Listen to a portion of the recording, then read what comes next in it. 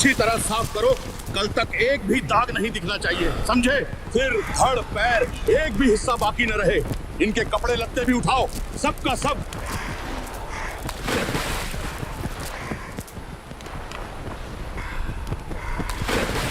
कल सूरज चढ़ने से पहले ये पूरा घाट चमकना चाहिए, ऐसा लगे जैसे यहाँ कभी कुछ हुआ ही नहीं।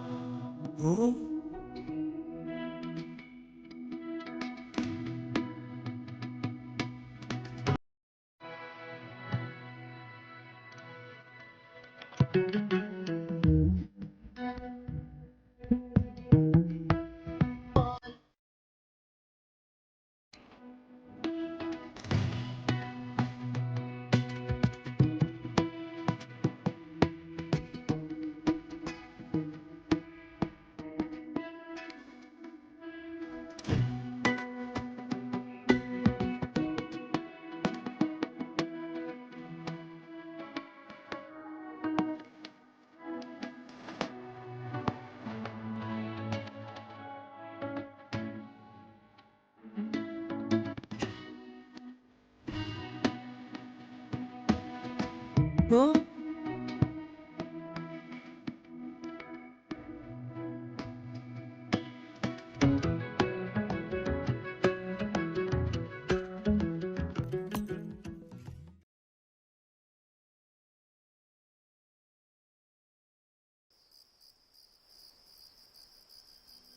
बेटा, एक बात कहें, बुरा मत मानना।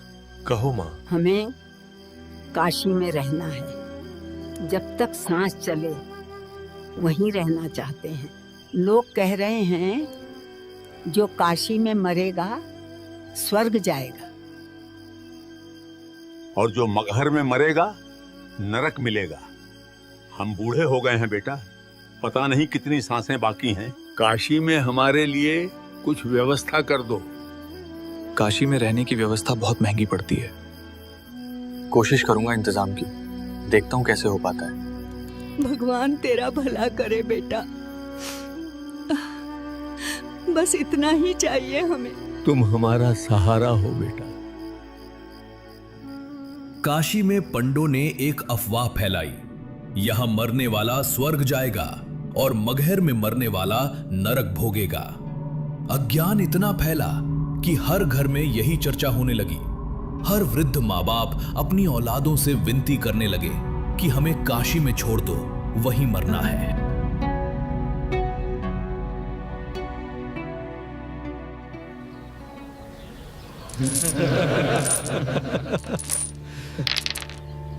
दस वृद्ध और नए आए हैं, क्या आदेश है? अरे देखो देखो, आज तो 10 नए वृद्ध आए हैं। अफवाह का असर देख रहे हो? सबको डर लगा है नरक का, सब यहीं मरने को आ रहे हैं।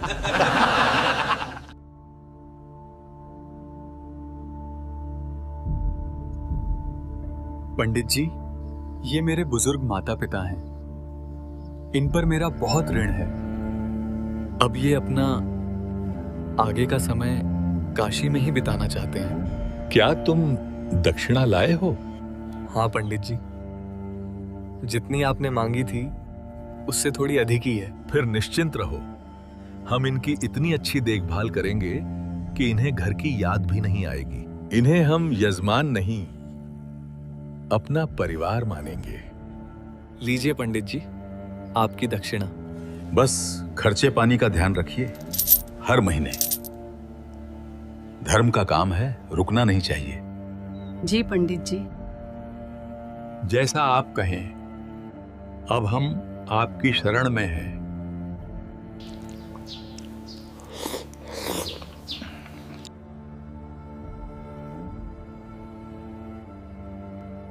अफवाह फैलाने वाले इन्हीं पंडों ने वृद्धों को अपने पास पेइंग गेस्ट यानी किराए पर रहने वाले अतिथि बनाकर रख लिया और फिर सबसे भारी भरकम दक्षिणा वसूलने लगे। इन मासूम वृद्धों को मोक्ष के नाम पर किराएदारों की तरह कमरों में ठूंस दिया जाता।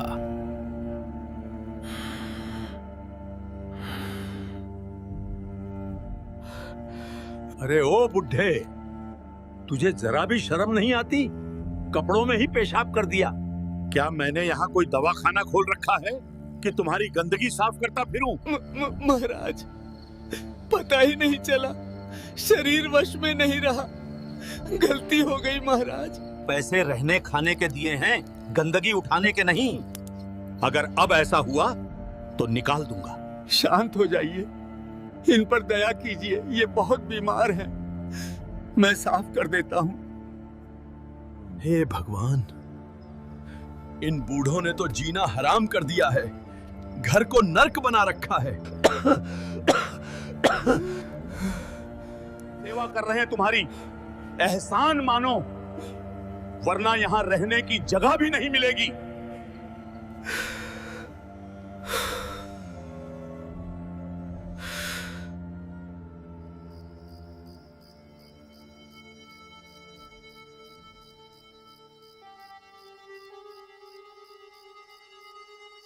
हे महात्मा, वो बूढ़ा जो बीमार है उसने फिर से अपने कपड़े गंदे कर दिए। बहुत बदबू आ रही है, कमरा रहने लायक नहीं। कभी इनके मल मूत्र साफ करने पड़ते हैं, कभी इनके गंदे कपड़े धो, कभी इनको नहलाओ।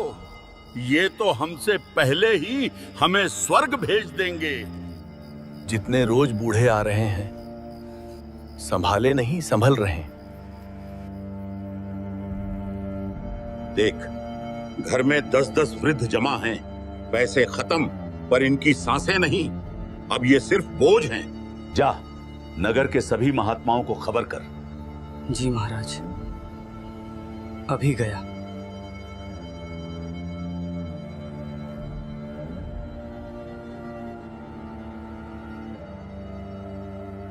लालच में लिया फैसला अब भारी पड़ने लगा था। ये लालच उनके गले की हड्डी बन गया, न निगली जाए न उगली जाए। और इस मुसीबत से बचने के लिए जो समाधान रचा गया, वो मानवता पर ऐसा दाग था जो आने वाले समय में एक महाकलंक के रूप में जाना गया।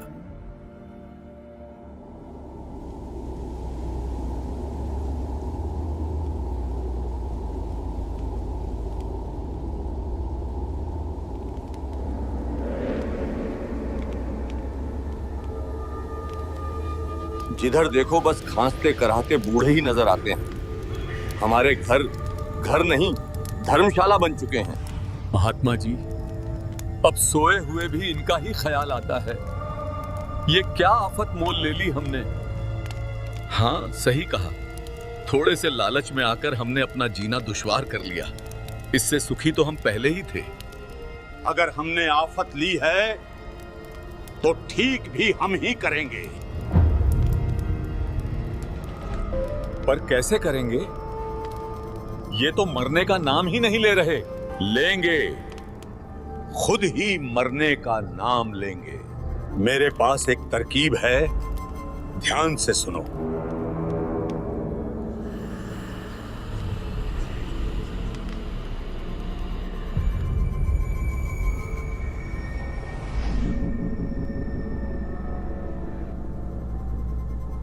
महंत जी, आपने तो सांप भी मार दिया और लाठी भी नहीं टूटने दी। जाएंगे ये स्वर्ग ही, पर रास्ता हम तय करेंगे। कह देंगे ये भगवान का आदेश है। आओ, जितने आना चाहते हो आओ हमारे पास।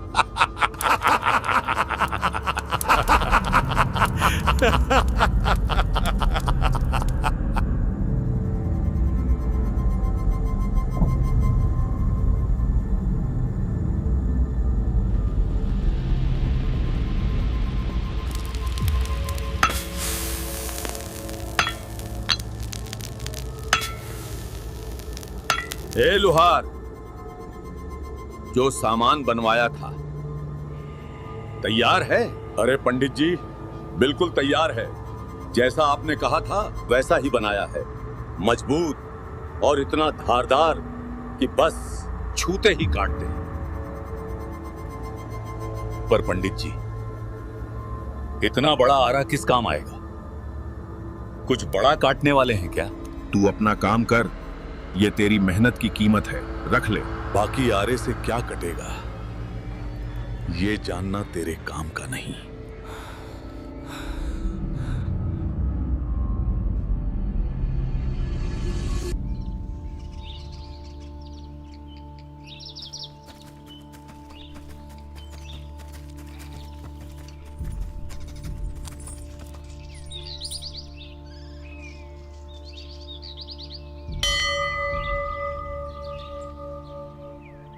सुना क्या?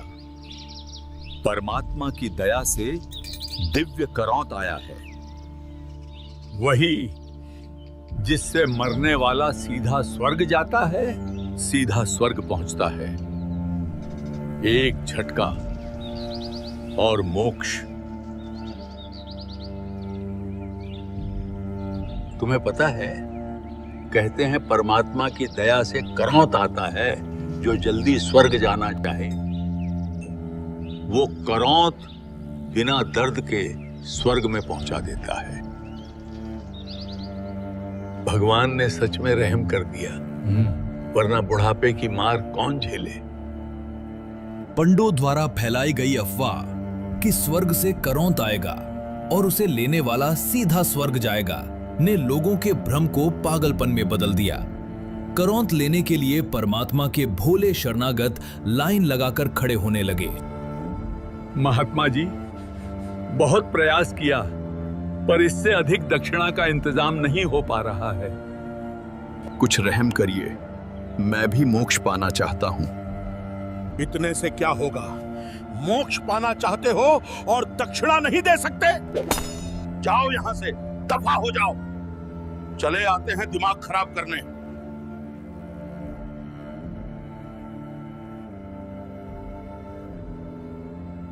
पंडित जी, ये लीजिए, पूरी 50 स्वर्ण मुद्राएं हैं। कोई कमी नहीं है, बस मुझे शीघ्र स्वर्ग भेज दो। धन्य हैं आप सेठ जी। स्वर्ग के द्वार तो आप जैसे धर्मात्माओं के लिए ही बने हैं। आपका कल्याण निश्चित है। आप आगे जाएं, वहां भीतर मुख्य महात्मा जी खड़े हैं। वे आपकी मुक्ति की प्रतीक्षा कर रहे हैं। बस उस गुफा में नीचे चले जाओ, मोक्ष का द्वार वहीं है।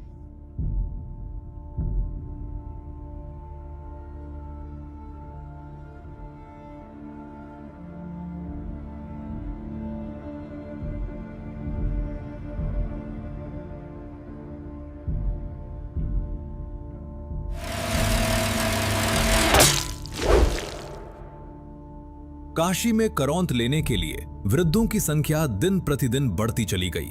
भारी भरकम दक्षिणा देकर वे मोक्ष की आस में करौंत की ओर बढ़ते जाते। जहां करौंत लगा था, ठीक उसके पास 2 सेवादार गुप्त रूप से बिठा दिए गए थे। जैसे ही करौंत अपना कार्य पूरा करता, सेवादार इशारे से बाहर खड़े पंडे को संकेत देते। परमात्मा ने एक नई पुण्य आत्मा को स्वर्ग के लिए बुलाया है, कृपया आगे आएं। जाओ, अब तुम्हारा नंबर है स्वर्ग जाने का।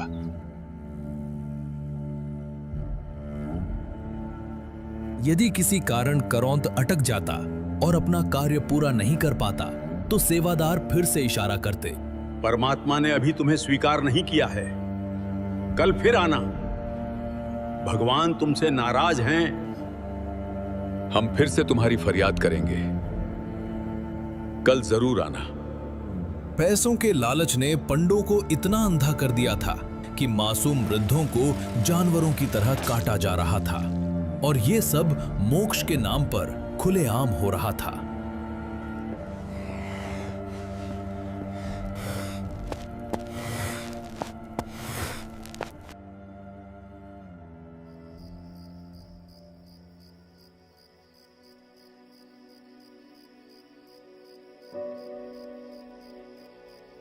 बाबूजी, कुछ बात हुई है क्या? काफी परेशान से लग रहे हो। बेटा, तू मुझे रोज यही बातें बताता है कि परमात्मा की भक्ति करनी चाहिए, उससे शारीरिक और मानसिक कष्ट दूर होते हैं और मोक्ष भी मिलता है। लेकिन अब मैं बूढ़ा हो चुका हूं, न जाने कब शरीर छूट जाए। मुझे हाल ही में पता चला है काशी में स्वर्ग से करौंत आता है, काफी लोग जा रहे हैं। ऐसा कर तू मुझे भी वहां ले चल, मेरा भी मोक्ष हो जाएगा। स्वर्ग जाने का इससे आसान रास्ता नहीं हो सकता। बाबूजी, ये आप क्या कह रहे हो? मेरे गुरुदेव कबीर जी ने करौंत को गलत बताया है। ये शास्त्र विधि त्याग कर मनमाना आचरण है। यानी शास्त्रों में कहीं भी करौंत के बारे में नहीं लिखा। गीता के अध्याय 16 श्लोक 23 में लिखा है, जो साधक शास्त्र विधि को त्याग कर मनमाना आचरण करता है वो ना तो सिद्धि को प्राप्त होता है और ना ही परम गति यानी मोक्ष को, और ना ही उसे कोई सुख प्राप्त होता है। पर मुझे विश्वास नहीं हो रहा है, इतने सारे ब्राह्मण जो सभी को स्वर्ग भेजने का वादा कर रहे हैं, वो झूठ बोल रहे हैं, और सिर्फ एक कबीर जो जुलाहा है वो सच्चा है। बाबूजी, आप कबीर जी को सिर्फ एक साधारण मनुष्य समझते हो, लेकिन बाबूजी, दामोदर सेठ के साथ जो चमत्कार हुआ उससे तो सारी काशी परिचित है। दामोदर सेठ ने ढोल के डंके पर सारी सच्चाई बताई है। क्या आप दामोदर सेठ को नहीं जानते?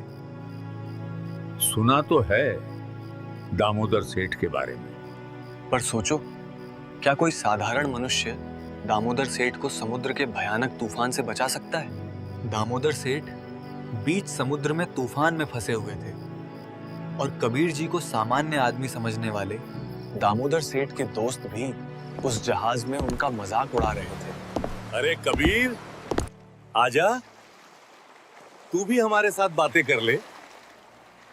भाई, तुम कुछ भी कहो, तुम्हारे भी जीव पवित्र हो जाएगी सद्गुरु के नाम से। इसी बहाने तुम्हारे भी कुछ कर्म बन जाएंगे।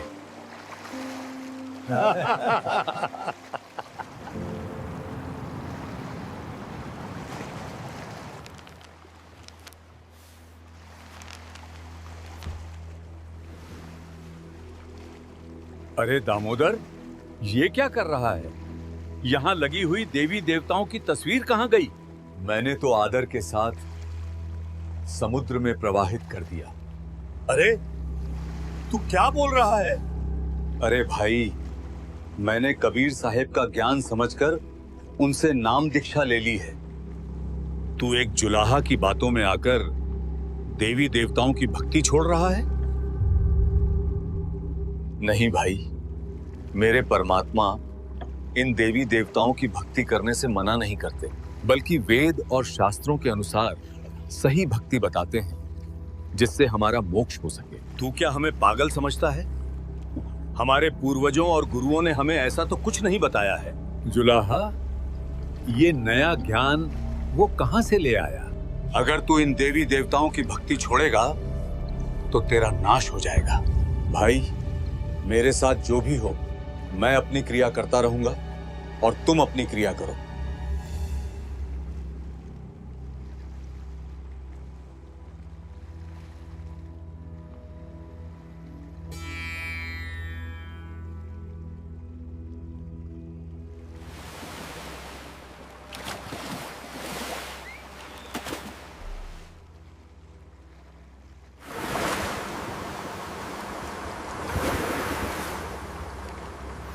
दामोदर तो पागल हो गया है।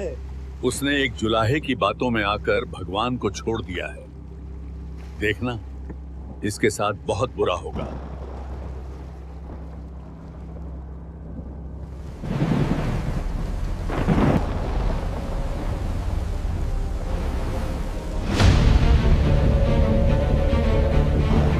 जोर लगाओ सब, बाल कस दो, पतवार संभालो, हमें आगे बढ़ना है।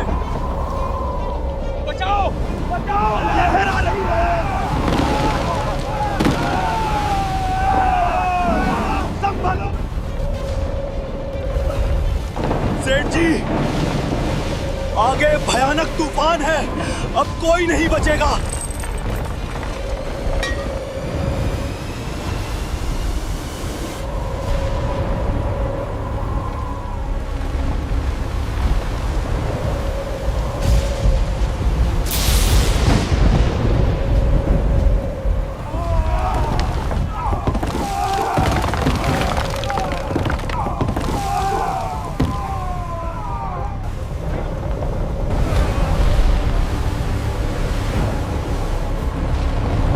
भाइयों, ऐसे संकट के समय में हमें भगवान को याद करना चाहिए, वही इस दुख को दूर करेगा।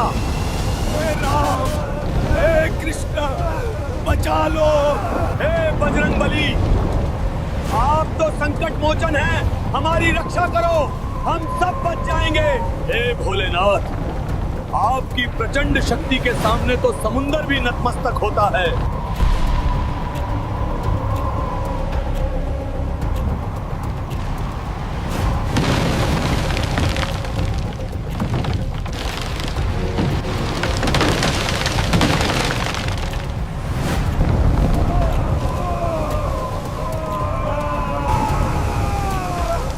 हमने सभी देवी देवताओं को पुकार लिया, लेकिन हमारी मदद के लिए कोई नहीं आया।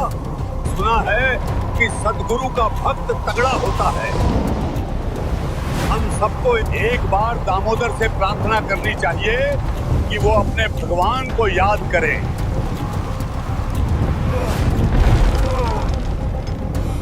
भाई दामोदर, तुम अपने कबीर जी से प्रार्थना करो, हमारा जहाज डूबने वाला है। भाई, मैं क्या प्रार्थना करूं? मेरा भगवान तो एक गरीब सा जुलाहा है। आपके तो ऐसे ऐसे भगवान हैं जिन्होंने पहाड़ तक उठा रखा है। आप ही प्रार्थना करो, अगर आप बच गए तो मैं भी बच जाऊंगा। सद्गुरु का भक्त तगड़ा होता है, इसलिए तुम एक बार प्रार्थना कर लो। भाई, तुम सब बैठ जाओ, मैं अपने सद्गुरु से प्रार्थना करता हूँ। बैठा नहीं जाता, तुम एक बार अर्ज कर लो। हे परमात्मा, आपका ज्ञान समझ में आ गया है। मैंने आपकी महिमा इन लोगों के सामने गा रखी है।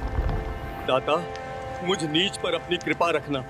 आप तो सर्वसमर्थ हैं, कुछ भी कर सकते हैं। अगर आज कुछ ऊंच नीच होती है तो वो इस दास के कारण होगा। मुझ में ही कोई त्रुटि रही होगी। परमात्मा, आपकी बेइज्जती का कारण ये दास ही बनेगा।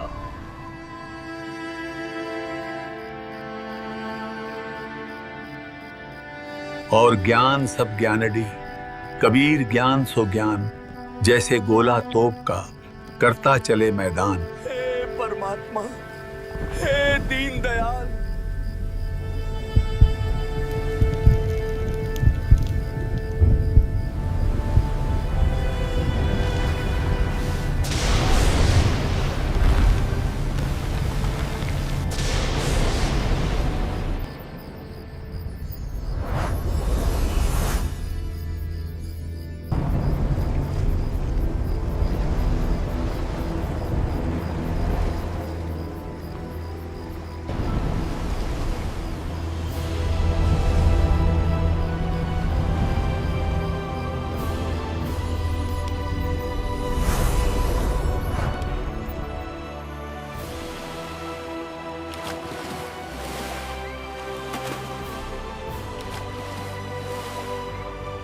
उठो दामोदर, पूर्ण सद्गुरु ने तुम्हारी प्रार्थना स्वीकार कर ली है।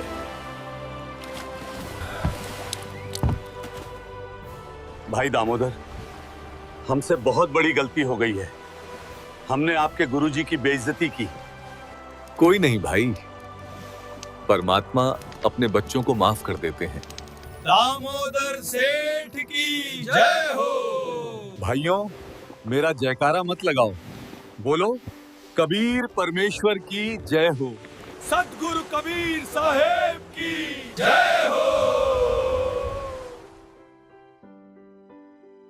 धन धन सतगुरु सत कबीर भगत की पीड़ मिटाने वाले। धन धन सतगुरु सत कबीर भगत की पीड़ मिटाने वाले भगत की पीड़ मिटाने वाले भगत की पीड़ मिटाने वाले। धन धन सतगुरु सत कबीर भगत की। दामोदर सेठ के होते अकाज अर्ज करी थी डूबता देख जहाज। दामोदर सेठ के होते अकाज अर्ज करी डूबता देख जहाज। लाज मेरी रखियो गरीब नवाज समुद्र से पार लंघाने वाले। लाज मेरी रखियो गरीब नवाज समुद्र से पार लंघाने वाले। धन धन सतगुरु सत कबीर भगत की पीड़ मिटाने वाले। बाबूजी, पंडित सर्वानंद को कौन नहीं जानता। धर्मशास्त्रों में ऐसा पारंगत कि पूरी धरती पर कोई भी उससे शास्त्रार्थ में नहीं जीत पाया था। हाँ बेटा, सर्वानंद का ज्ञान तो सच में कमाल का था।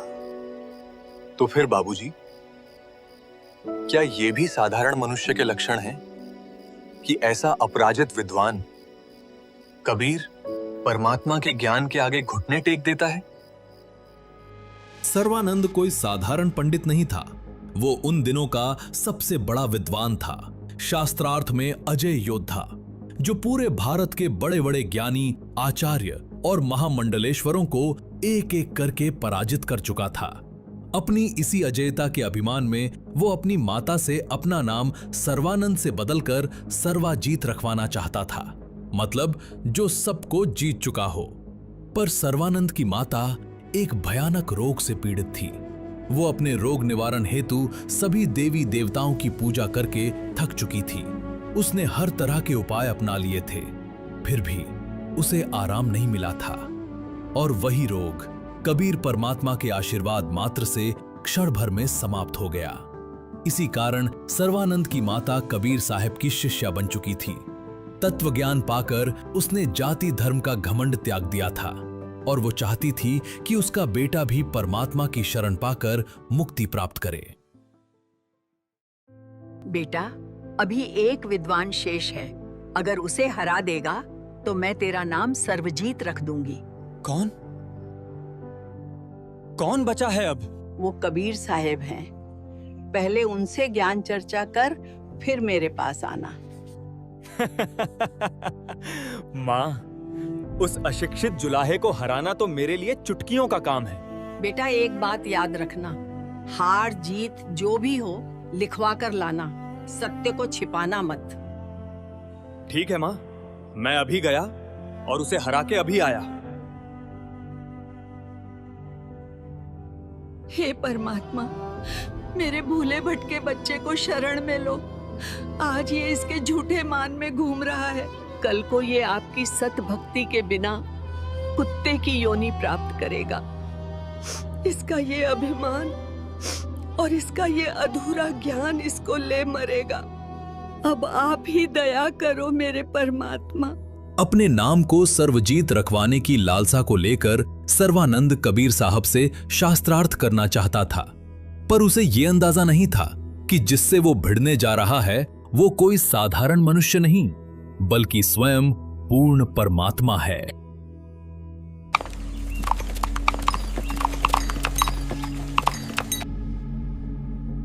अरे ब्राह्मण यहाँ, वो भी इतना बड़ा विद्वान।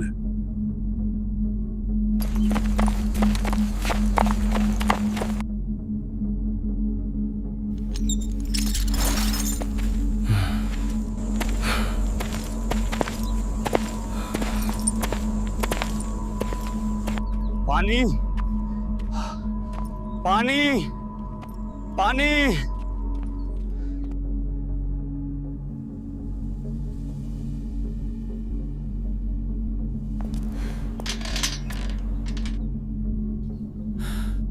बेटी, बहुत प्यास लगी है, जरा पानी पिला दे। ये लीजिए पंडित जी, अपना करमंडल आगे कीजिए।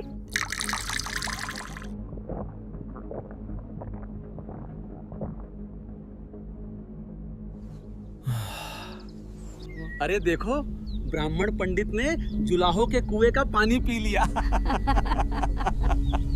आज तो सर्वानंद पंडित की नाक कट गई।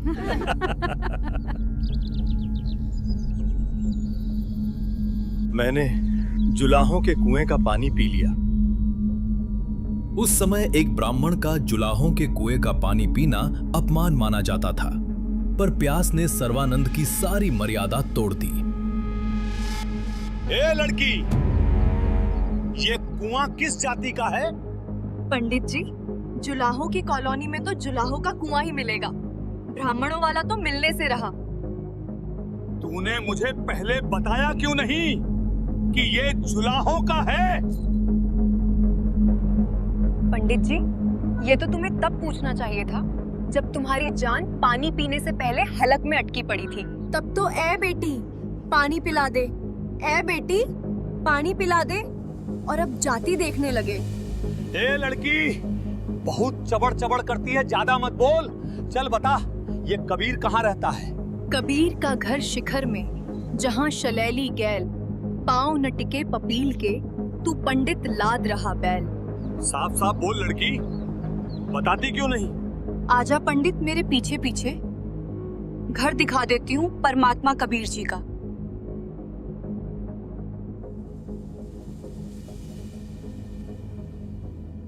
पिताजी, एक पंडित आया है, बैल पर सारे ग्रंथ लादे हुए हैं। शायद आपसे सवाल जवाब के बहाने झगड़ा करने आया है। बेटी, ये तत्वज्ञान के अभाव वाले लोग होते हैं, दुनिया की नजर में बड़े ज्ञानी, पर असल में हल्दी की गांठ लेकर पंसारी बने फिरते हैं। ले आओ पंडित जी को, आदर सहित अंदर लाओ। जो आज्ञा पिताजी।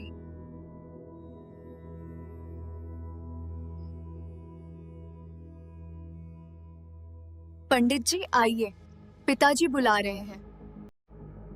अभी नहीं, पहले ये लोटा पानी से भर दें। अभी भरती हूँ।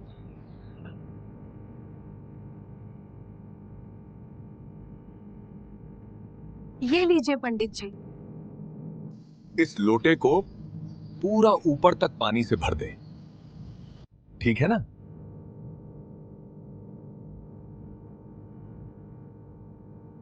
अब ठीक है पंडित जी।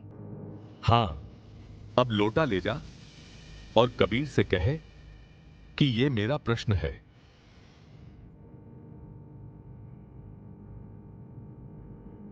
पिताजी, पंडित जी ने ये लोटा भेजा है, कहते हैं यही उनका प्रश्न है।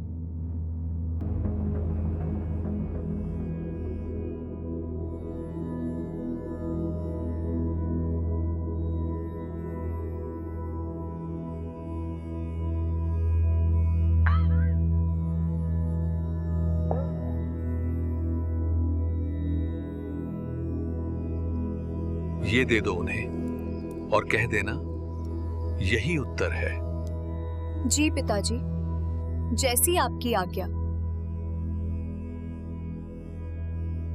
ये क्या उत्तर दिया है? मैं तो बस ले आई हूँ, प्रश्न भी आपका, उत्तर भी आपका। अब आप ही पूछ लो।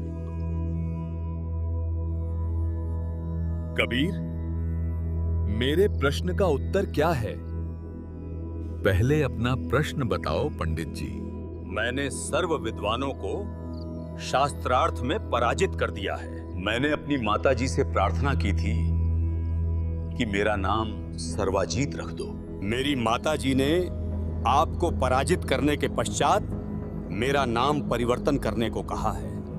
आपके पास लोटे को पूर्ण रूपेण जल से भरकर भेजने का तात्पर्य है कि मैं ज्ञान से ऐसे परिपूर्ण हूं जैसे लोटा जल से। इसमें और जल नहीं समाएगा, वो बाहर ही गिरेगा। अर्थात मेरे साथ ज्ञान चर्चा करने से कोई लाभ नहीं होगा। आपका ज्ञान मेरे अंदर नहीं समाएगा, व्यर्थ ही थूक मथोगे।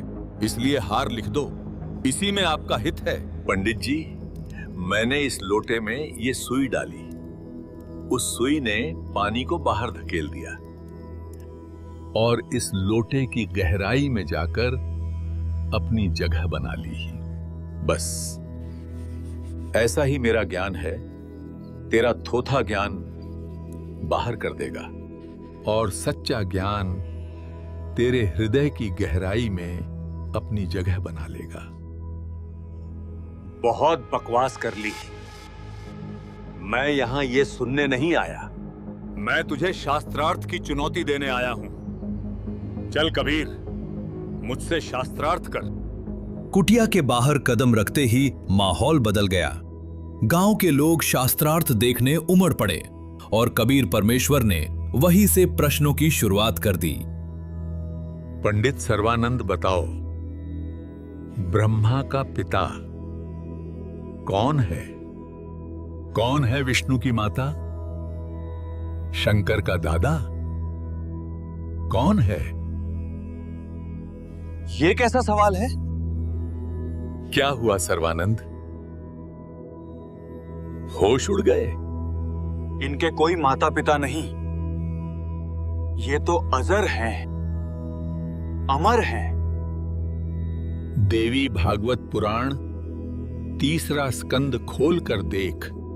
खुद विष्णु जी कहते हैं, हमारी जन्म और मृत्यु होती है, हम नाशवान हैं, अविनाशी नहीं हैं। लिखा तो यही है, पर ये देवता तो अमर बताए जाते हैं।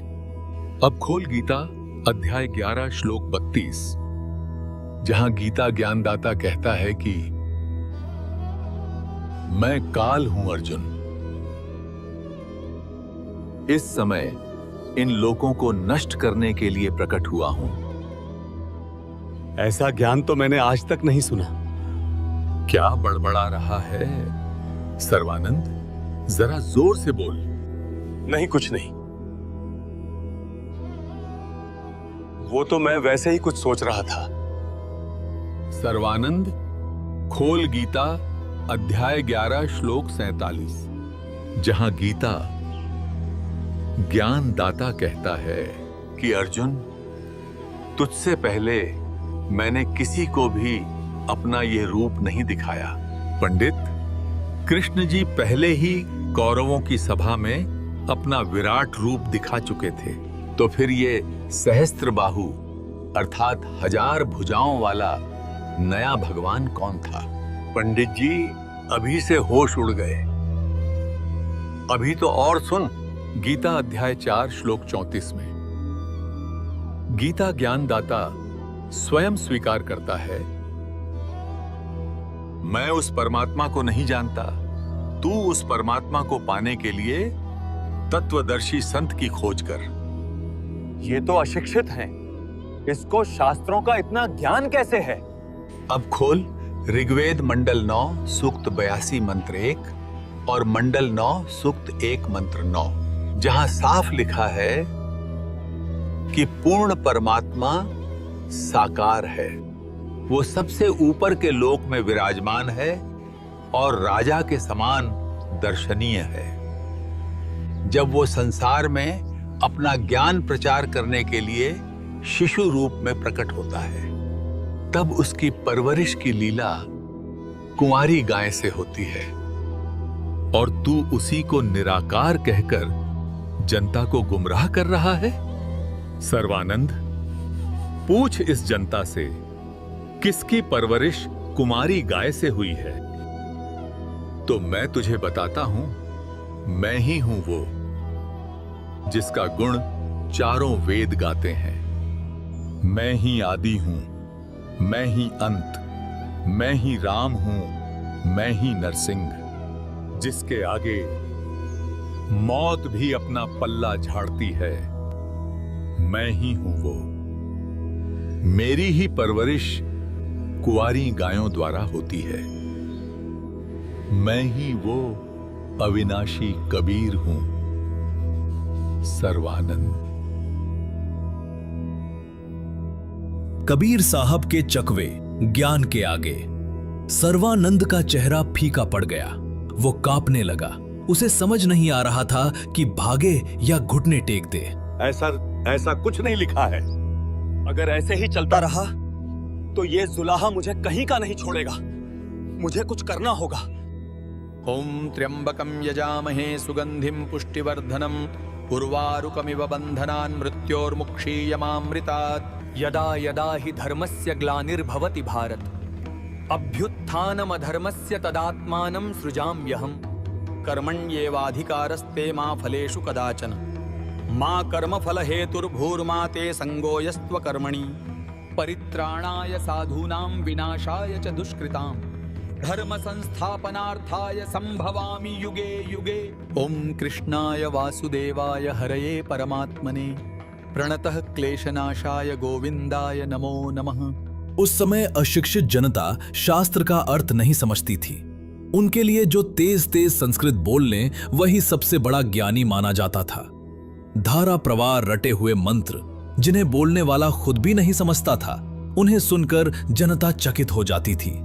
पर सत्य यही है कि किसी चीज को रटना और उसी चीज को समझना, इन दोनों में दिन रात का फर्क होता है।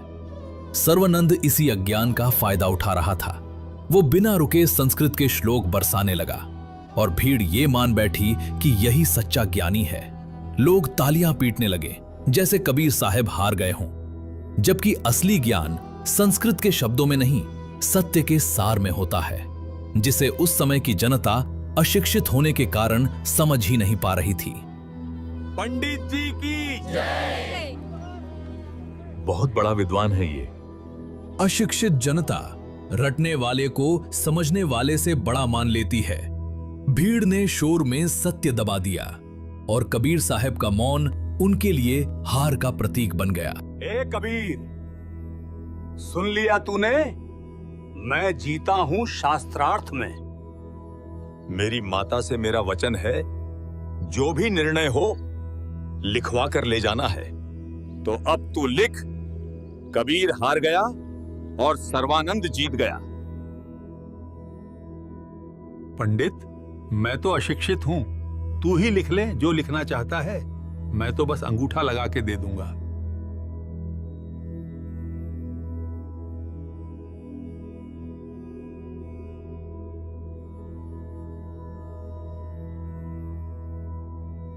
इस पर अंगूठा लगा कबीर, और मेरी जीत पर मोहर लगा दे। बहुत अच्छा। अब मैं अपनी मां को दिखाऊंगा कि मैं सबसे बड़ा विद्वान हूं। अब मेरा नाम सर्वजीत होगा। सर्वानंद को क्या पता था कि जिस कागज को वो अपनी जीत का प्रमाण समझ रहा था, उसी कागज पर अब उस परमात्मा की लीला शुरू होने वाली है। और जब वो अपनी मां के सामने ये विजय पत्र खोलेगा तो उसकी दुनिया पलटने वाली है।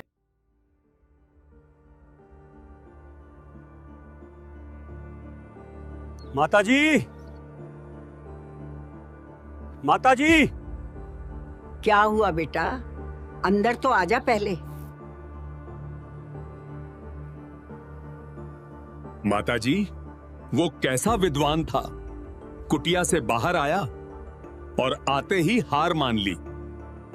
अच्छा बेटा, क्या तू लिखवा कर भी लाया है? हाँ हाँ माताजी, ये देखिए। बेटा तू ही पढ़ दे।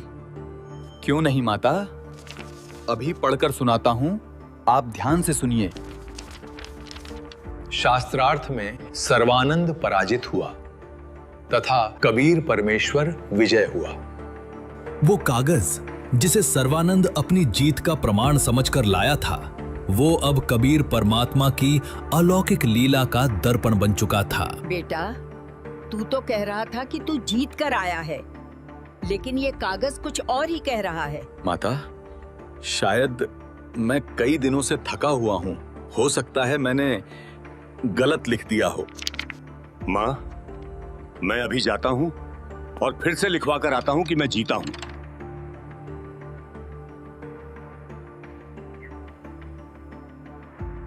कबीर, मुझसे लिखने में गलती हो गई थी, इसलिए मैंने दोबारा सही से लिखा है। अब तू फिर से अंगूठा लगा दे।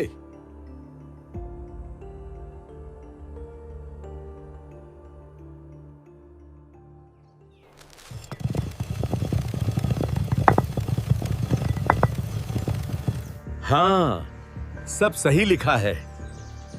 अब मां को दिखा देता हूं। माता जी, अब की बार सही करवा कर आया हूं।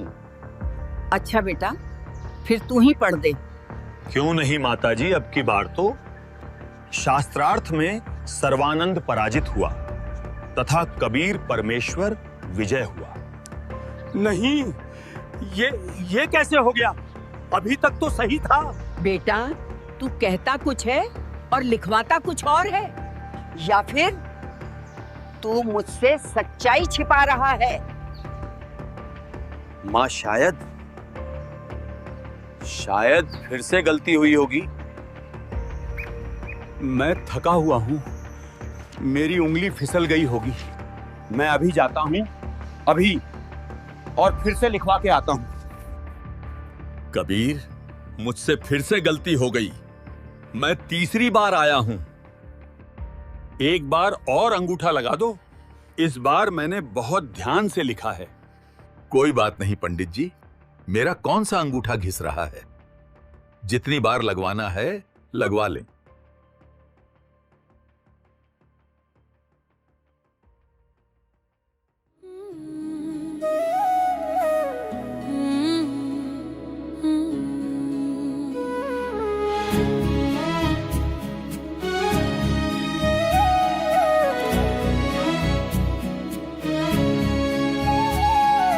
डगर है मुश्किल कठिन सफर है, मगर मुसाफिर जगह नहीं है। डगर है मुश्किल कठिन सफर है, मगर मुसाफिर जगह नहीं है। डगर है मुश्किल कठिन सफर है, मगर मुसाफिर जगह नहीं है।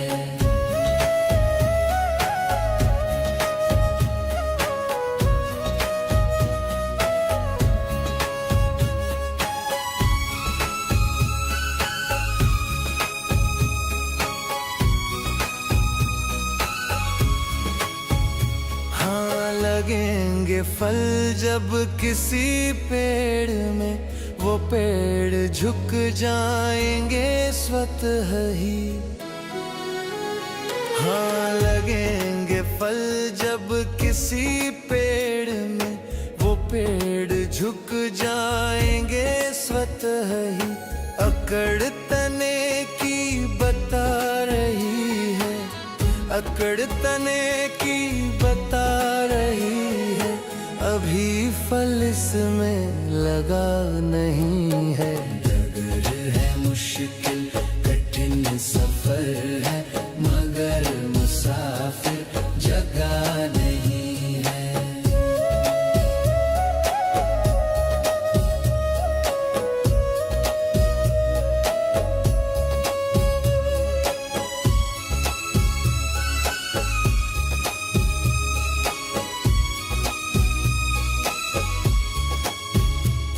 जरा सा कुदरत ने क्या नवाजा, किया के बैठे हो पहली शफ में। जरा सा कुदरत ने क्या नवाजा, किया के बैठे हो पहली शफ में। अभी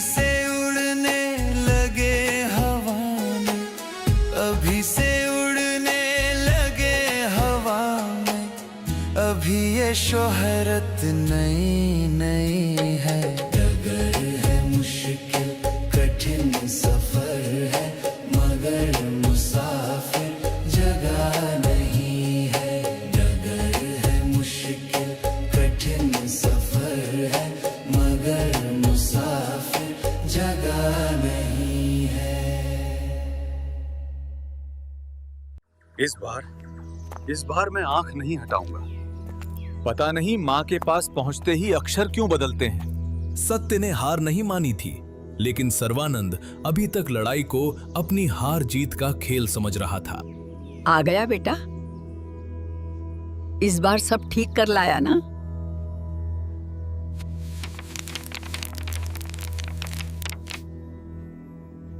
माँ, मेरी आंखों के सामने अक्षर पलट गए माता। ये कैसे?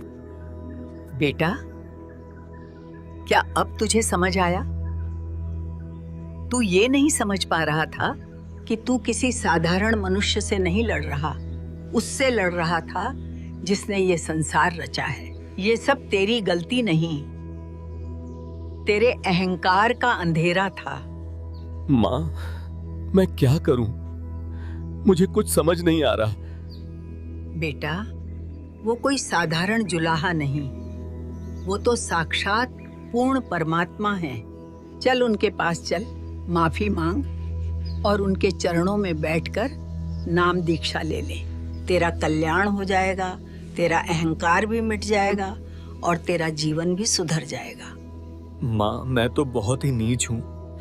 जो कबीर जी ने कहा वो सब शास्त्रों में लिखा है और मैंने अहंकार के कारण उनकी बात नहीं मानी। बेटा, तू मेरा एक लौता पुत्र है। मेरी आत्मा कह रही है, अगर तूने नाम दीक्षा नहीं ली तो कुत्ते की योनि में जाएगा और कष्ट सहेगा। जाकर उनके चरणों में गिरकर अपनी गलती की क्षमा याचना कर ले, मेरी आत्मा खुश हो जाएगी। माँ, ये तो स्वयं प्रभु आए हैं, आप मेरे साथ चलो, मुझे शर्म लगती है। चल बेटा, मैं तेरे साथ चलूंगी। सर्वानंद जी की माता अपने पुत्र को साथ लेकर प्रभु कबीर के पास गई तथा सर्वानंद जी को भी कबीर परमेश्वर से उपदेश दिलाया। तब उस महर्षि कहलाने वाले नादान प्राणी का पूर्ण परमात्मा के चरणों में आने से ही उद्धार हुआ। सर्वानंद, आपने अक्षर ज्ञान के आधार पर भी शास्त्रों को नहीं समझा, क्योंकि मेरी शरण में आए बिना काल किसी की बुद्धि को पूर्ण विकसित नहीं होने देता। अब फिर पढ़ो इन्हीं पवित्र वेदों व पवित्र गीता जी तथा पवित्र पुराणों को। अब आप ब्राह्मण हो गए हो। ब्राह्मण सोई ब्रह्म पहचाने। विद्वान वही है जो पूर्ण परमात्मा को पहचान ले, फिर अपना कल्याण करवाए। इसके पश्चात महर्षि सर्वानंद जी ने चारों वेदों को तत्व ज्ञान के आधार से समझा, वास्तविकता से परिचित स्वयं हुआ तथा अन्य को भी समझाया। बाबूजी, यहीं से सर्वानंद का जीवन पलटा। उसे पहली बार एहसास हुआ कि कबीर साहिब कोई साधारण इंसान नहीं है, स्वयं पूर्ण परमात्मा है। और सत्य को रोकने की कोशिश में वो जितना संघर्ष करता गया, सत्य उतनी ही तेजी से उसके सामने प्रकट होता गया। बाबूजी, क्या आपको अभी भी लगता है कि कबीर जी साधारण इंसान है, जिसने दामोदर सेठ की जान समंदर के तूफान से बचाई, जो जीवा और दत्ता की कठिन परीक्षा में खरा उतरा, जिसकी कृपा से जगन्नाथ मंदिर बना और जिसने सर्वानंद जैसे अजेय विद्वान को क्षणों में पराजित कर दिया? बाबूजी, वो साधारण मनुष्य कैसे हो सकता है जो परमात्मा कागज पर लिखी किस्मत तक बदल दे? वो आपको मोक्ष का रास्ता गलत कैसे बता सकता है? बाबूजी, आत्मदाह से मोक्ष नहीं मिलता, किसी स्थान से भी नहीं, न काशी से न मगहर से। मोक्ष सिर्फ पूर्ण परमात्मा की शरण से मिलता है, और वो परमात्मा है कबीर साहिब। चलिए बाबूजी, आप भी कबीर साहिब की शरण ग्रहण कर लीजिए, आपका जीवन भी सुधर जाएगा। बेटा, इतने चमत्कार सुनकर तो लगता है मुझे भी कबीर जी से नाम दीक्षा ले ही लेनी चाहिए। बाबूजी, मनुष्य जीवन का मूल उद्देश्य है मोक्ष प्राप्ति, और वो कबीर जी की शरण में ही संभव है। हाँ बेटा, कल ही चलकर मुझे भी कबीर जी से नाम दीक्षा दिलवा दे। एक पिता के 2 दशकों के अंधविश्वास को एक बेटे ने कुछ ही क्षणों में तोड़ दिया, और वो इस समय उस सत्य की ओर बढ़ रहे थे जिसे उनके पूर्वज सदियों से खोजते आए थे, पूर्ण परमात्मा की शरण। जिस तरह करौंद की अफवाह ने पूरे मानव समाज को अंधेरे में घेर लिया था, उसी तरह एक सच्चाई की किरण भी उस अंधेरे को धीरे धीरे चीरने लगी। पूर्ण परमात्मा कबीर के अद्वितीय ज्ञान से लोगों की आंखें खुलने लगीं। वे समझने लगे कि मोक्ष स्थान से नहीं, सतभक्ति से मिलता है। जब पंडों को एहसास हुआ कि कबीर परमात्मा इस पाखंड को भी हमेशा की तरह समाप्त कर देंगे, तो वे घबरा उठे और अपने मौत के कारोबार पर आए संकट से निपटने के लिए आपस में मिलकर समाधान निकालने लगे। सुना है वो जुलाहा करौंद को गलत बताता है। करौंद ही नहीं, वो तो इस बात को गलत बता रहा है कि काशी में शरीर त्यागने से स्वर्ग मिलता है और मगहर में शरीर त्यागने से नर्क। अगर ऐसे ही चलता रहेगा तो करौंद का अस्तित्व मिट जाएगा। ये जुलाहा कबीर हमारी वर्षों से चली आ रही परंपराओं को खत्म कर रहा है, हमारी काशी जैसे पवित्र स्थान पर उंगली उठा रहा है, लोगों के मन में शंका पैदा कर दी है। लोग आकर सवाल पूछने लगे हैं, क्या सच में काशी में मरने से मोक्ष नहीं मिलता? अब बहुत हुआ, चलो उस जुलाहे के पास और उसे कहते हैं कि ये सब बोलना बंद करे। हाँ, तो चलो चलते हैं उसे साफ चेतावनी देने।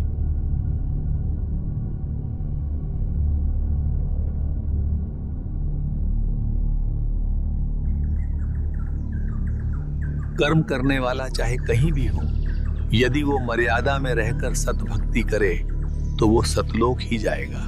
जो मनमाना आचरण करता है, शास्त्र विरुद्ध साधना करता है, वो चाहे काशी में मरे फिर भी नरक से नहीं बच सकता। सत्य भक्ति से ही मोक्ष मिलता है। स्थान का इसमें कोई महत्व नहीं। तू गलत बात फैला रहा है। ये वर्षों से चली आ रही मान्यता है कि काशी में शरीर त्यागने वाला स्वर्ग जाता है और मगहर में मरने वाला नरक जाता है। महात्मा जी, क्या ये बात हमारे शास्त्रों में कहीं लिखी है? कबीर, जरूरी नहीं कि हर बात शास्त्रों में हो। कुछ मान्यताएं भी होती हैं, उन्हें यूं ही ठुकराया नहीं जा सकता।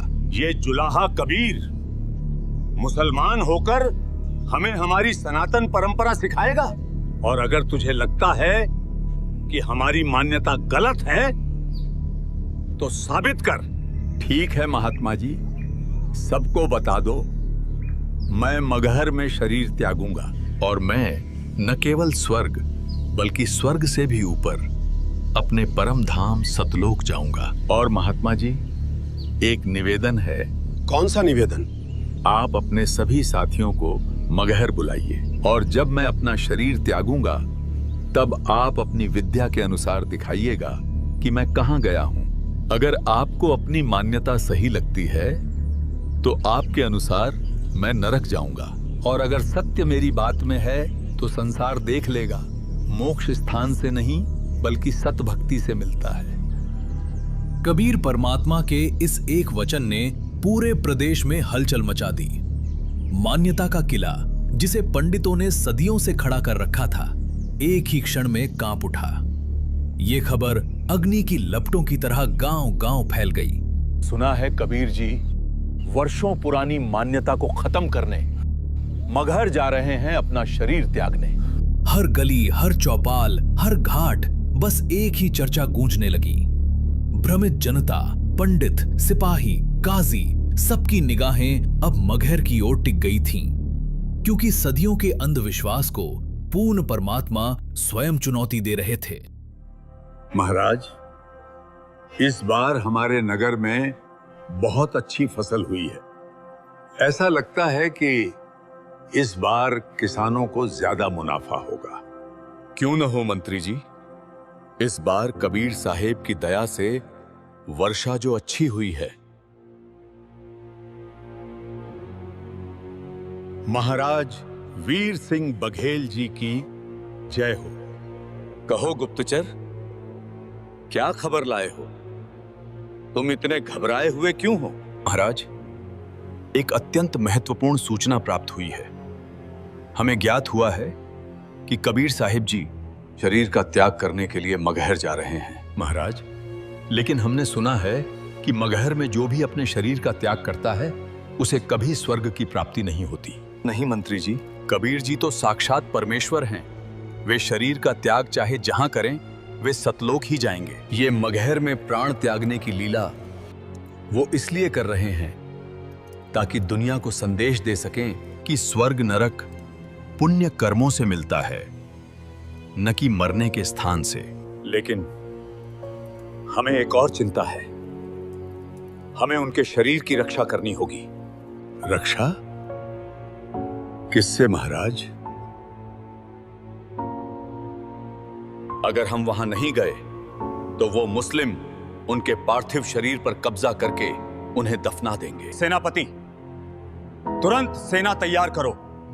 हम गुरुदेव का शरीर मुस्लिमों के हाथ नहीं लगने देंगे। उनका अंतिम संस्कार केवल हिंदू विधि से होगा।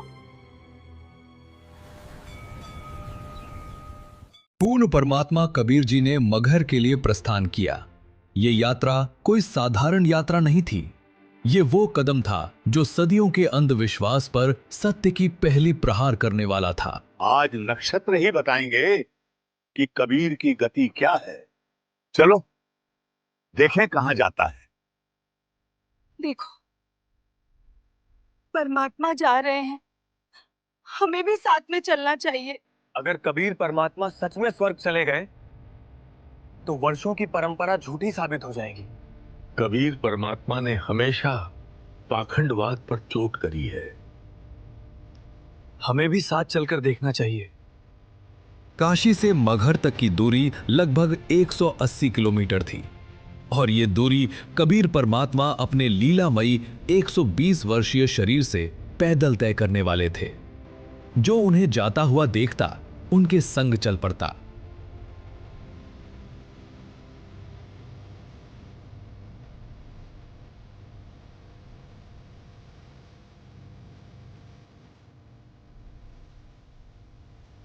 यहां से हम पैदल चलेंगे गुरुदेव के साथ।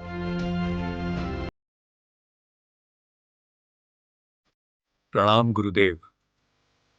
गुरुदेव, समाचार प्राप्त हुआ है कि वर्षों पुराने पाखंड को समाप्त करने आप स्वयं मगहर की राह पर निकल पड़े हैं।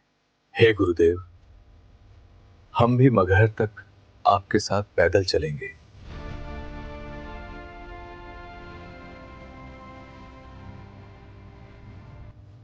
ये यात्रा सिर्फ काशी से मगहर का सफर नहीं थी, ये सत्य की ओर मानवता का कदम था। परमात्मा आगे आगे, हजारों लोग पीछे पीछे और उनके साथ साथ पंडित, काजी सभी एक ही राह पर, एक ही उद्देश्य से सत्य का प्रत्यक्ष दर्शन करने साथ में चले। की नाम अगर पियाना सतगुरु की नाम अगर पियाना सतगुरु की नाम अगर पियाना हो, दोनों दिन चले संग जाके हिंदू मुसलमाना हो, दोनों दिन चले संग जाके हिंदू मुसलमाना हो। की नाम अगर पियाना सतगुरु की नाम अगर पियाना सतगुरु की नाम अगर पियाना हो, दोनों दिन चले संग जाके हिंदू मुसलमान हो, दोनों दिन चले संग जाके हिंदू मुसलमान हो। मुक्ति खेत को छोड़ चले हैं, जिस काशी को नौकरा करते हैं ना, या मुक्त होता इस क्षेत्र में परमात्मा कहे तुम्हारी मुक्ति वाले क्षेत्र ने तुम ही रखो, हम तो वहाँ से मोक्ष प्राप्त करके दिखाएंगे जहाँ तुम कहते हो गधा बनता है। भाई मुक्ति खेत को छाड़ चले हैं, वो तज काशी अस्थाना हो। मुक्ति खेत को छाड़ चले हैं, तज काशी अस्थाना हो। साहा सिकंदर कदम लेत है, साहा सिकंदर कदम लेत है, बादशाही सुल्ताना हो। दोनों दीन चले संग जाके, हिंदू मुसलमान हो। दोनों दीन चले संग जाके, हिंदू मुसलमान हो। चार वेद के वक्ता संग है, वो खोजी बड़े बयाना हो। चार वेद के वक्ता संग है, वो खोजी बड़े बयाना हो। सालग राम सुरत से सेवे, सालग राम सुरत से सेवे, वो ज्ञान समुद्र दाना हो। दोनों दीन चले संग जाके, हिंदू मुसलमान हो। दोनों दीन चले संग जाके, हिंदू मुसलमान हो। सठ दर्शन जाके संग चाले, सठ दर्शन जाके संग चाले, वह गावत बाणी नाना हो। अपना अपना इष्ट संभाले, अपना अपना इष्ट बनावे, वो बाचे पोथी पाना हो। दोनों दीन चले संग जाके, हिंदू मुसलमान हो।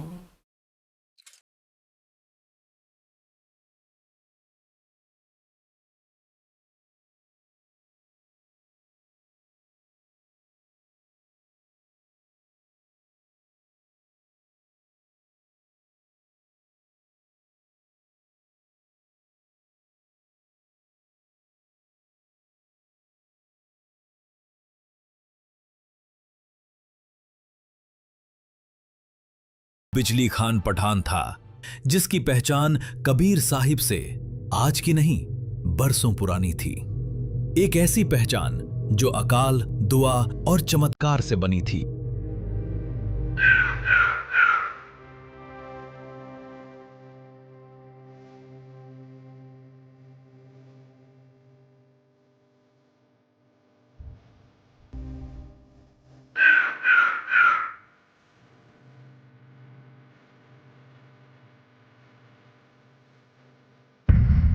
मगहर का नवाब बिजली खान, जिसकी धरती पर लंबे समय से एक बूंद बारिश तक नहीं गिरी थी।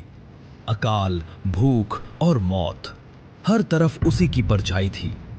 भविष्यवक्ताओं ने घोषणा कर दी थी कि आने वाले 3 वर्ष भी आसमान से रहमत नहीं बरसेगी।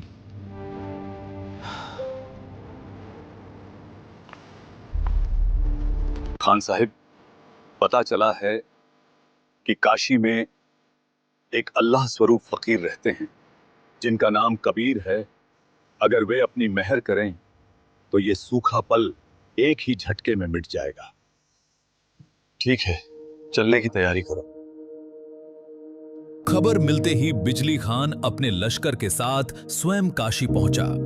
उसने कबीर साहिब के समक्ष अपना दर्द रखा और विनती की। क्या हुआ बादशाह? मुझ गरीब से ऐसा क्या हो सकता है? हमने सुना है कि आप सभी धर्मों को समान मानकर सच्ची इबादत का मार्ग दिखाते हैं, और आपने अनेक चमत्कार किए हैं। हमारे नगर मगहर में त्राही त्राही मची हुई है। भयंकर अकाल के कारण रोज घरेलू पशु पक्षी दम तोड़ रहे हैं।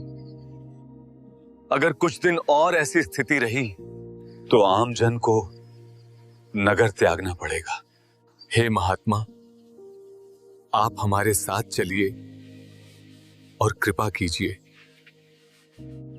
ठीक है बादशाह, मैं अवश्य आपके साथ चलूंगा।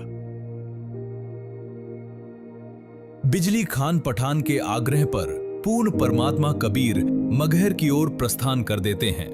मगहर पहुंचकर कबीर परमात्मा बिजली खान पठान को अपने गांव लौट जाने का निर्देश देते हैं और स्वयं उसी धरती पर बैठकर परमात्मा में ध्यान लगाने की लीला आरंभ कर देते हैं।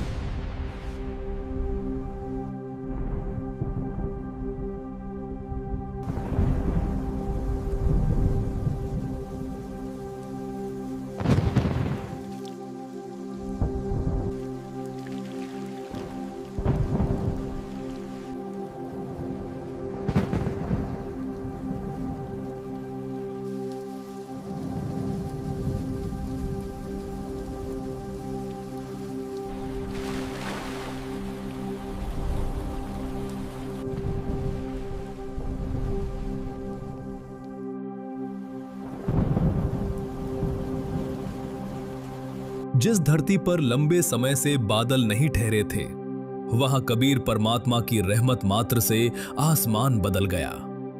घनघोर वर्षा होने लगती है। वर्षा देखकर तो ऐसा प्रतीत हो रहा है जैसे खुद अल्लाह ने हुक्म दिया हो। सूखे कुएं भर गए, तालाब फिर से जीवित हो उठे, खेतों ने सांस ली और उसी क्षण बिजली खान पठान ने समझ लिया, ये कोई साधारण संत नहीं, ये अल्लाह स्वरूप हैं। वो उसी दिन कबीर परमात्मा का शिष्य बन गया।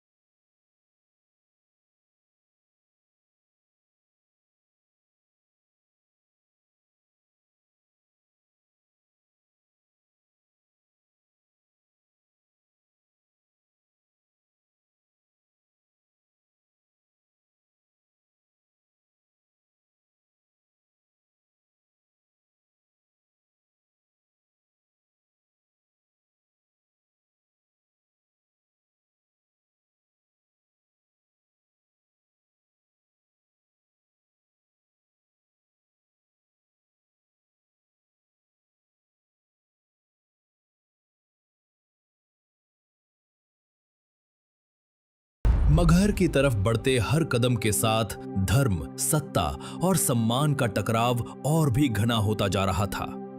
हिंदू काशी नरेश वीर देव सिंह और मुस्लिम मगहर नवाब बिजली खान पठान दोनों कबीर परमात्मा को अपने अपने तरीके से अंतिम संस्कार करना चाहते थे, पर किसी को अंदाजा नहीं था कि परमात्मा की लीला न किसी रिवाज से बंधी है, न किसी मजहब से।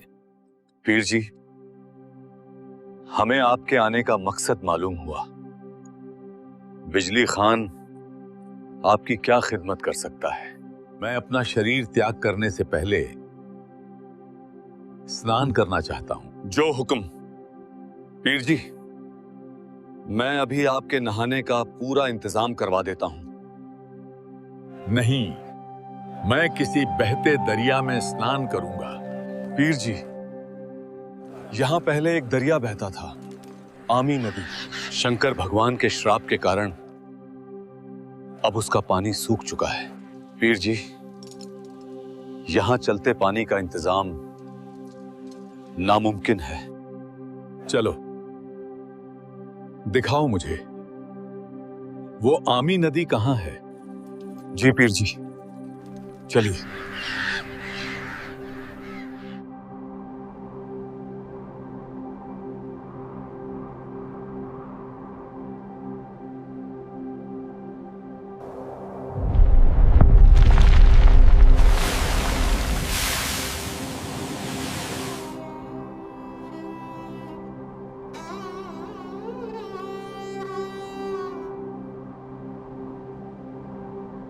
सतगुरु कबीर साहेब की जय।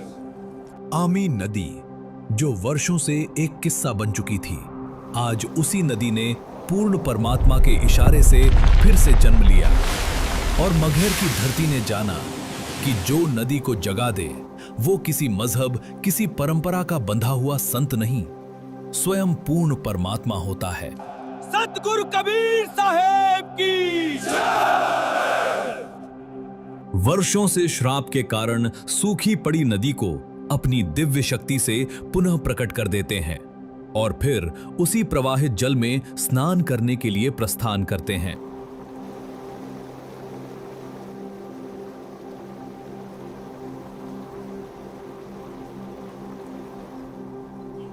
आदेश दें प्रभु।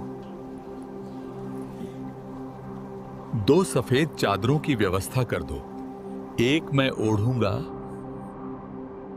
और एक बिछाऊंगा। जो आदेश मालिक, मैं अभी व्यवस्था करता हूं। वीर देव, बिजली खान, ये सैनिकों की फौज साथ लेकर क्यों आए हो तुम दोनों? परमात्मा जी, हम आपके पार्थिव शरीर को इन मलेच्छ मुसलमानों के हाथ नहीं लगने देंगे। अगर इन्होंने जुर्रत की तो इनकी कब्र यहीं खोद देंगे। वीर जी, आप हम मुसलमानों के लिए अल्लाह के सच्चे नूर हैं। आपका जिस्म हम मुस्लिम रिवायत से दफन करेंगे, और अगर इन काफिरों ने आपके जिस्म पर हक जमाने की कोशिश की तो यहां इन्हीं की चिताएं जलेंगी।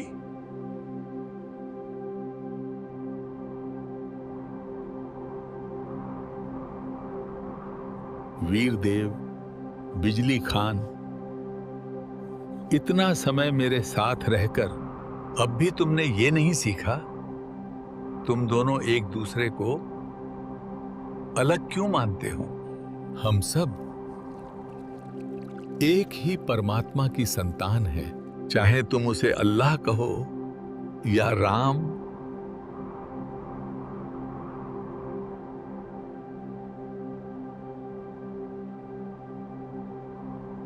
मेरे शरीर त्यागने के बाद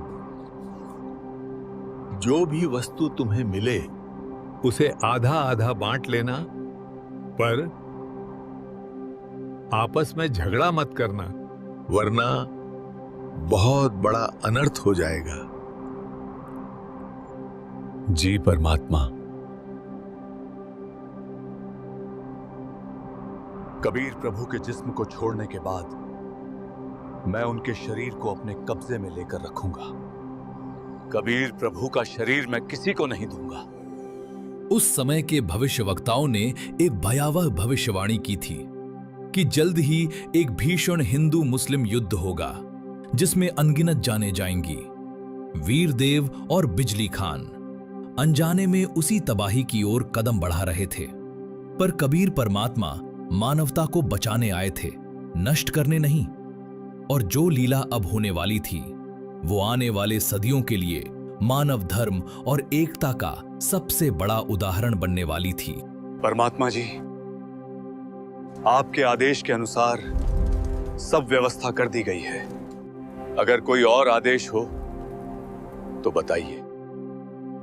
अब मैं चलता हूं। कबीर परमात्मा जी के आदेश अनुसार 2 चादरें मंगवाई गईं, एक बिछाने के लिए और एक ओढ़ने के लिए। और फिर पूर्ण परमात्मा कबीर जी ने अपने निज धाम सतलोक जाने के लिए प्रस्थान किया।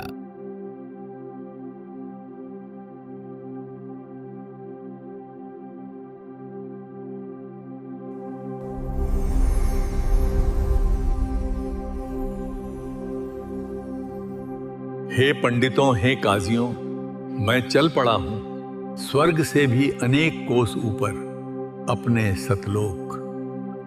अब अपनी अपनी पोथियां खोलो और देखो तुम्हारे शास्त्र क्या कहते हैं, मैं कहां गया हूं।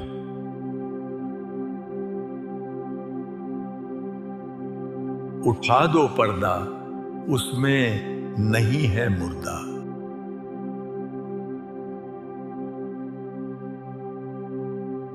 स्वयं परमात्मा थे। मैंने कैसे न पहचाना? ये अल्लाह का नूर थे। हम अंधे थे, बिल्कुल अंधे। पीर जी खुद रब थे और हम उन्हें पहचान ही नहीं पाए।